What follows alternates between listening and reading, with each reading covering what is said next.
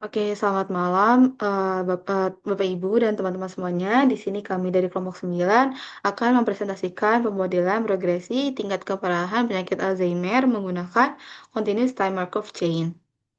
Di sini kita akan masuk ke bab pendahuluan. Next. Next lagi. Nah, di sini kita melihat bahwa latar belakang dari penyakit Alzheimer adalah kondisi neurodegeneratif yang progresif, di mana tantangan utamanya adalah sifatnya yang acak atau stokastik, sehingga sulit diprediksi secara pasti. Selain itu, data klinis di nyata seperti dataset Oasis 2 yang kami gunakan memiliki waktu kunjungan pasien yang tidak beraturan. Oleh karena itu, kami merumuskan 3 masalah utama, yaitu yang pertama adalah seberapa cepat laju perpindahan antar tingkat keparahan CDR. Kemudian yang kedua adalah berapa lama rata-rata pasien bertahan di tiap tahap. Dan yang ketiga adalah bagaimana gambaran distribusi probabilitas jangka panjangnya. Nah, sejalan dengan masalah tersebut, tujuan penelitian kami adalah mengestimasi matriks laju transisi. Kemudian yang kedua adalah menghitung sojourn time atau rata-rata waktu tinggal. Dan yang ketiga adalah menentukan distribusi sesioner. Dengan manfaatnya secara klinik adalah membantu dokter untuk mengambil keputusan pengobatan yang lebih tepat dan secara kebijakan membantu penyedia layanan kesehatan merencanakan alokasi asuhan jangka panjang bagi populasi lansia. Next, di sini kita akan masuk ke bab 2 yaitu metodologi. Nah, di sini kami memilih metode Continuous Time Markov Chain atau CTMC karena mampu menangani transisi yang terjadi kapan saja dalam waktu kontinu. Nah, model ini didasarkan pada 3 karakteristik utama, yaitu yang pertama adalah sifat Markov, di mana kondisi masa depan hanya bergantung pada kondisi saat ini. Dan yang kedua adalah waktu tinggal yang berdistribusi eksponensial.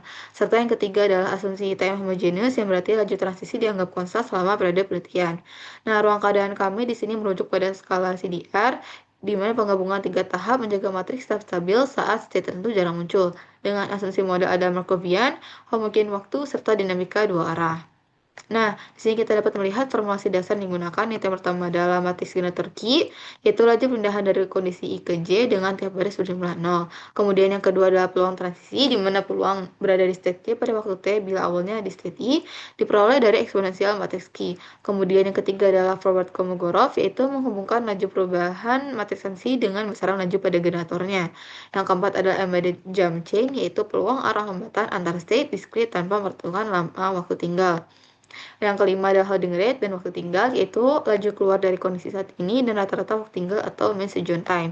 Dan yang keenam adalah distribusi stasioner, yaitu probabilitas jangka panjang saat kondisi setimun tercapai. Next, di sini kita akan melihat uh, metode estimasi yang digunakan dalam penelitian. Di sini kita menggunakan pendekatan maksimum likelihood. Nah, alasan dari kami gunakan maksimum likelihood sendiri adalah yang pertama, bagaimana status pasien hanya teramati saat mereka datang untuk kunjungan medis, dan jarak antar kunjungan ini tidak teratur, sehingga kita tidak tahu pasti apa yang terjadi di antara kunjungan tersebut. Lalu yang kedua adalah karena ketidakaturan ini, kita tidak bisa sekedar menghitung laju transisi dengan cara biasa, sehingga kita harus menaksirnya lewat fungsi likelihood ini. Lalu yang ketiga adalah dalam model likelihood ini, laju transisi harus selalu bernilai positif. Oleh karena itu, kita memparameterkan laju tersebut secara eksponensial. Setelah itu, untuk mempermudah komputasi, kita meminimalkan nilai dengan negatif likelihood menggunakan algoritma optimasi yang disebut dengan LBIF-GSB. Nah, lalu untuk menggunakan perhitungan yang rumit ini, kami menggunakan perangkat lunak seperti Python, Scandas dan NumPy, SciPy, Linux XPM, Spicy, Optimize Minimize, dan Matplotlib. Next. Sekarang mari kita lihat data yang kita gunakan. Kita menggunakan dataset MRI dan Alzheimer. Dari dataset, kami menganalisis data dari 150 pasien selama 373 observasi. Dari observasi ini, kami mengidentifikasikan 223 transisi antara 3 state. Di sini 3 state tersebut ada state 0, yaitu CDR 0, yang berarti pasien tidak demensia. State 1, yang berarti CDR 0 sama dengan 0,5, yang menunjukkan tahap sangat ringan. Dan state 2 yaitu CDR lebih dari sama dengan 1 yang merangkum pasien dengan tahap demensia ringan hingga berat.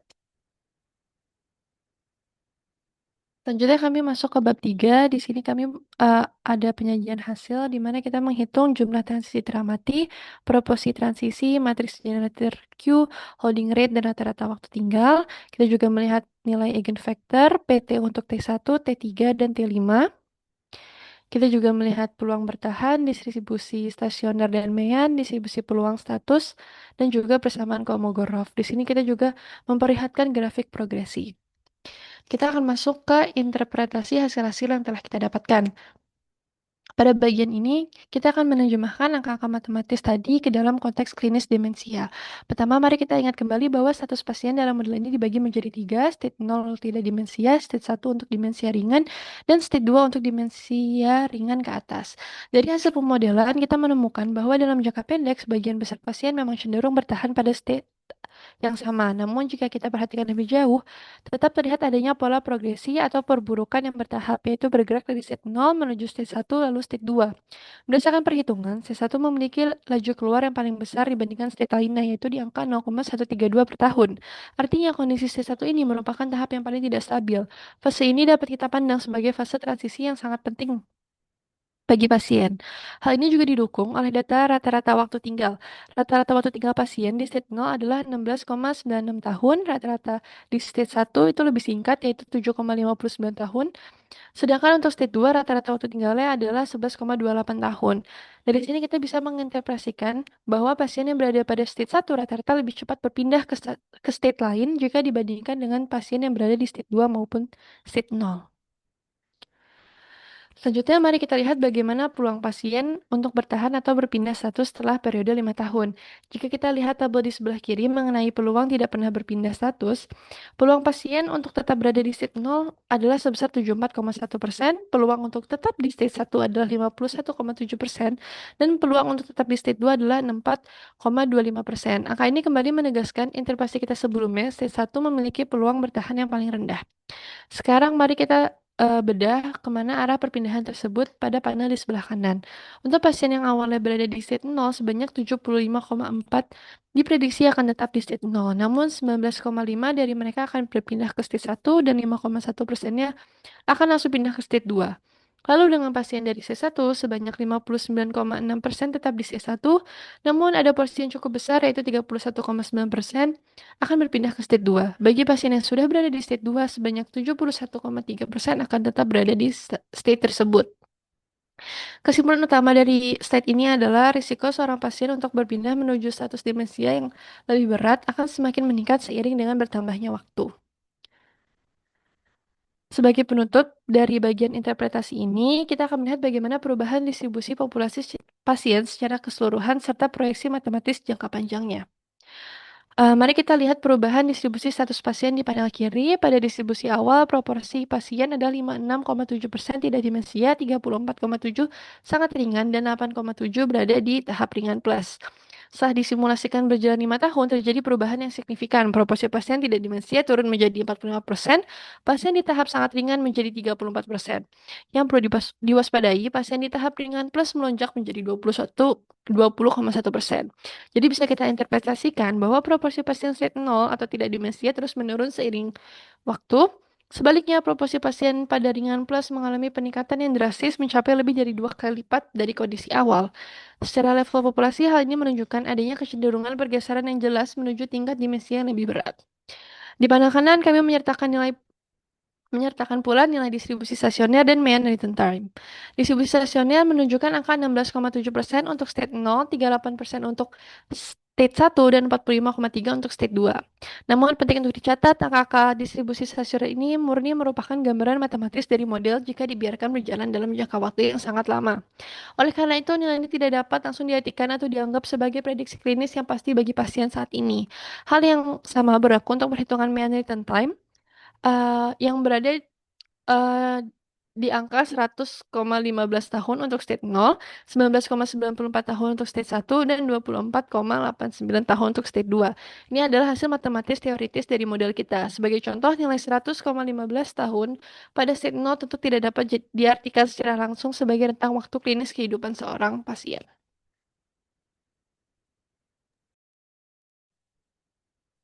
Untuk validasi, hasil model dibandingkan dengan transisi yang teramati pada data. Secara umum, model sudah menangkap pola utama, yaitu sebagian besar pasien tetap berada pada state yang sama dalam jangka pendek. Hasil pada state 2 yang juga cukup dekat dengan data teramati. Namun, pada state 0 dan state 1, model cenderung memperkirakan pasien bertahan sedikit lebih lama. Perbedaan ini dapat disebabkan oleh interval kunjungan yang tidak sama, jumlah data pada set 2 yang sedikit, serta penggabungan CDR1 dan CDR2. Dari sisi metode, pendekatan ini sejalan dengan penelitian ATIA yang juga menggunakan CTMC untuk memodelkan progresi penyakit. Next. Kekuatan utama CTMC adalah mampu menganalisis data longitudinal dengan interval kunjungan yang berbeda-beda.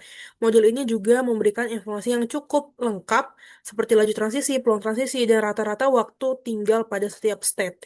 Keterbatasannya adalah jumlah data pada set berat masih sedikit. Beberapa state harus digabung, dan model belum memasukkan faktor lain seperti usia, jenis kelamin, MMSI, maupun kondisi kesehatan pasien. Selain itu, model menganggap laju transisi tetap sepanjang waktu, sehingga hasilnya masih merupakan penyederhanaan dari kondisi klinis yang sederhana, yang sebenarnya. Next. Sekarang kita masuk ke bab 4. Secara umum, pasien cenderung tetap berada pada status yang sama dalam jangka pendek, tetapi dalam jangka lebih panjang, terlihat progresi dari CDR 0 menuju CDR 0,5, lalu ke CDR yang lebih dari atau sama dengan 1. State CDR 0,5 menjadi fase yang paling mudah berubah karena memiliki laju keluar tertinggi dan rata-rata waktu tinggal paling pendek. Setelah 5 tahun, proporsi pasien tidak demensia menurun dari 56,7% menjadi 45,9%. Sedangkan proporsi CDR lebih dari atau sama dengan 1 meningkat dari 8,7% menjadi 20,1%. Next. Hasil ini menunjukkan bahwa tahap CDR 0,5 perlu mendapat perhatian lebih karena menjadi fase transisi yang cukup penting. Model CDMC dapat membantu memberikan gambaran umum mengenai perkembangan demensia dalam suatu populasi dan dapat digunakan sebagai informasi awal untuk pemantauan pasien serta perencanaan layanan kesehatan. Namun, hasil model tetap tidak dapat digunakan untuk memprediksi kondisi setiap pasien secara pasti dan perlu dibaca bersama dengan pertimbangan klinis. Nah, berdasarkan penelitian yang kami telah lakukan sebelumnya, di sini kami menyarankan untuk pengembangan ke depannya untuk penggunaan model 4 state, yaitu misalkan CDR1 dan 2 jika data sudah mencukupi. Lalu penambahan variabel seperti usia, jenis kelamin, dan tingkat pendidikan. Dan kami juga merekomendasikan penggunaan hidden Markov model untuk menangani potensi kesalahan klasifikasi pada penilaian CDR. Demikian presentasi dari kami. Berikut adalah referensinya. Sekian, terima kasih.